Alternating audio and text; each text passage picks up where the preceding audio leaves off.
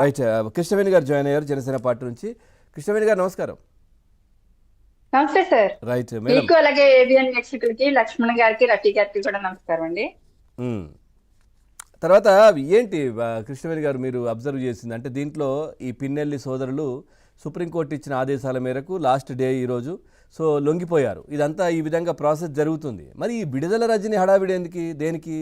ఆమె ఇంటి దగ్గర ఏదో అక్కడి నుంచి బయలుదేరుతాను, ర్యాలీగా వెళ్తాను, నేను వెళ్ళి హడావిడి చేస్తాను, దేనికి అసలు అదంతా? సార్, వైఎస్ఆర్సీపీ పార్టీ పల్నాడు జిల్లాలో ఉనికి కోల్పోతుంది. విడుదల రజనీ గారు అంటే ఇక్కడ ఒక విషయం తీసుకొస్తారు. ఎడ్యుకేషన్ అనేది ఏ విధంగా విడుదల రజనీ గారు లాంటి వ్యక్తి ఏ విధంగా ఈరోజు చేసేటువంటి బిహేవియర్ కి చూడొచ్చు సార్. వాళ్ళ మీడియా ప్రచారాలు కానీ వాళ్ళ సోషల్ మీడియా ప్రచారంలో కూడా చూసుకోవచ్చు. అంటే జనం ఇంత అజ్ఞానంగా ఉన్నారా వైసీపీలో ఉన్నటువంటి వ్యక్తులు కొంతమంది అని అనిపిస్తుంది సార్. ఎందుకంటే విడుదల రజనీ గారు ఒక హెల్త్ మినిస్టర్ గా చేసినటువంటి వ్యక్తి, ఒక సాఫ్ట్వేర్ ఇంజనీర్. సార్ చెప్పారు, హైదరాబాద్ లో పెట్టినటువంటి చంద్రబాబు నాయుడు గారు సీఎం గా ఉన్నప్పుడు హైదరాబాద్ లో ఆయన నాటినటువంటి మొక్కని నేను మహావృక్షం కింద ఎదిగానని ఆవిడ చెప్పడం జరిగింది. ఆ మహావృక్షం ఇవాళ టీడీపీకి విశ్వవృక్షంగా మారింది అనుకోండి, అది వేరే సంగతి. అయితే సార్, ఈ విషయంలో పల్నాడు జిల్లాలో పిన్నెల్లి సోదరులు లొంగిపోవడం అంటే ఒక రకంగా పూర్తిగా వైసీపీ అక్కడ కూస్తాదితం అయిపోతుంది అన్నది క్లియర్ గా అర్థమవుతుంది. వీళ్ళకి ఒక పక్క పరుగులు పెడుతూ ఉన్నారు వైసీపీలో ఉన్నటువంటి వ్యక్తులు చాలా మంది. గతంలో వైఎస్ఆర్సీపీ అధికారంలో ఉన్నప్పుడు ఏ విధంగా పిన్నెల్లి సోదరులు ప్రవర్తించారు, ఆ రోజు కార్లు దవసం చేయడంలో కావచ్చు సార్, కారంపూడి ఘటన కావచ్చు. నెక్స్ట్ పిన్నెల్లి అనేటువంటి వ్యక్తి ఈవీఎంలను బద్దలు కొట్టడం ఏ విధంగా వెళ్ళి, అంటే ఎలక్షన్ జరుగుతున్న టైంలో ఈవీఎంలు ఏ విధంగా బద్దలు కొట్టాడు వెళ్ళి అన్నది కూడా తెలుసు. అంటే ఒక రౌడీజం, ఒక గూండాయిజానికి అలవాటు పడినటువంటి వ్యక్తులు హత్యలు చేయడానికి కూడా వెనకాడలేదు. దాన్ని ఏ విధంగా జగన్మోహన్ రెడ్డి గారు సపోర్ట్ చేశారో కూడా చూసాం అందరం. అవును సార్, వాళ్ళకి బీపీలు వచ్చాయి, షుగర్లు వచ్చాయని చెప్పారు కదా సార్ ఆ రోజు. అంటే వాళ్ళని కంట్రోల్ చేయడం మానేసేసి జగన్మోహన్ రెడ్డి గారు ఆ రోజు వాళ్ళు బీపీలు వచ్చి అందుకే బద్దలు కొట్టారని చెప్పారు. ఇవాళ ఏమైంది సార్, ఇదే బీపీలు వచ్చినటువంటి వ్యక్తులు జైలు ముందు లొంగిపోవడం, అంటే వెళ్ళి కోర్టు ముందు లొంగిపోవడం. ఇక్కడ సుప్రీంకోర్టు కూడా సార్ చాలా మంచి నిర్ణయాన్ని స్వాగతిస్తున్నాం సార్.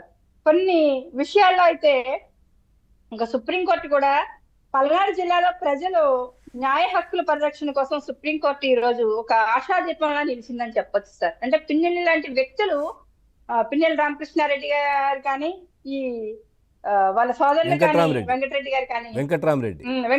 గారు కానీ వీళ్ళు లొంగిపోవడం అనేది ఒక సుప్రీంకోర్టు గైడ్ లైన్స్, అంటే ఆల్రెడీ హైకోర్టు ముందస్తు బెయిల్ ని తిరస్కరించింది కాబట్టి సుప్రీంకోర్టు కూడా 2 వారాల్లో లొంగిపోమని చెప్పడం.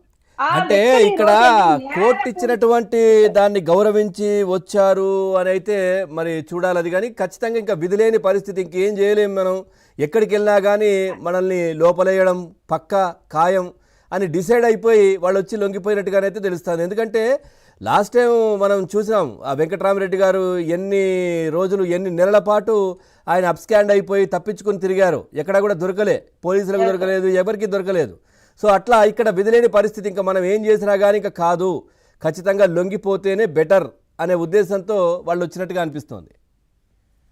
ఎన్ని దారులు ఉంటే అన్ని దారులు, నిజం సార్ మీరు చెప్పింది. ఏంటంటే ఎన్ని దారులు ఉంటే అన్ని దారులు వెతుక్కుని అజ్ఞాతంలోకి వెళ్ళిపోవడం దగ్గర నుంచి ఇది సుప్రీంకోర్టు కూడా 2 వారాలు గడువిచ్చింది సార్. వెంటనే వీళ్ళు సుప్రీంకోర్టు ఆదేశాలను కూడా వెంటనే పాటించేశారంట.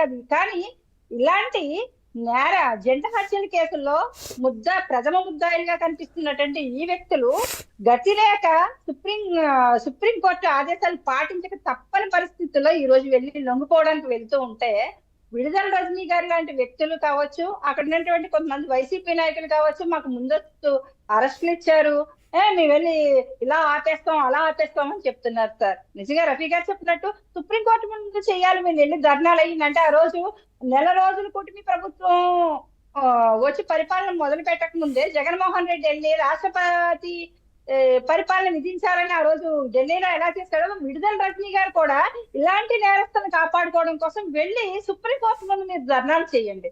144 సెక్షన్ ఉంది, పోలీస్ యాక్ట్ 30 అమల్లో ఉన్నప్పుడు వీళ్ళు ఏమైనా గోల్డ్ మెడల్ తెచ్చారండి, సిల్వర్ మెడల్ తెచ్చారా, లేకపోతే అక్కడ ఏమైనా సభ జరుగుతుందా? లేకపోతే ఒక మీటింగ్ ఏమైనా ధర్నా జరుగుతుందా, లేకపోతే ఎవరైనా ఏం చేస్తున్నారని అక్కడ పెళ్ళాలా పేరెంట్ ఇద్దరు నేరస్తులు వెళ్ళిపోయి కోర్టు ముందు సరెండర్ అవుతూ ఉంటే దానికి వైసీపీ నాయకులు వెళ్ళిపోయి వాళ్ళు ఏదో పెద్ద దేశానికి దేశాన్ని ఉద్ధరించేసినటువంటి స్వాతంత్ర రైట్ రైట్ అండి సమరయోధులు రైట్. ఏదో లేకపోతే మిలిటరీ నుంచో లేకపోతే ఒక ఆర్మీ నుంచో ఏదో జవాన్లు వచ్చినట్టు వీళ్ళ హడావుడి చేయడం అనేది కూడా ప్రజలను నవ్వుతున్నారు సార్. రైట్ వైసీపీ నాయకులను చూసి అంటే ఒక నాయకుడు కంట్రోల్ చెయ్యకపోతే, ఒక పార్టీ అధినేత కంట్రోల్ చెయ్యకపోతే వాళ్ళు హత్యలు చేయడానికి కూడా చేయించడానికి కూడా వెనకాడరు.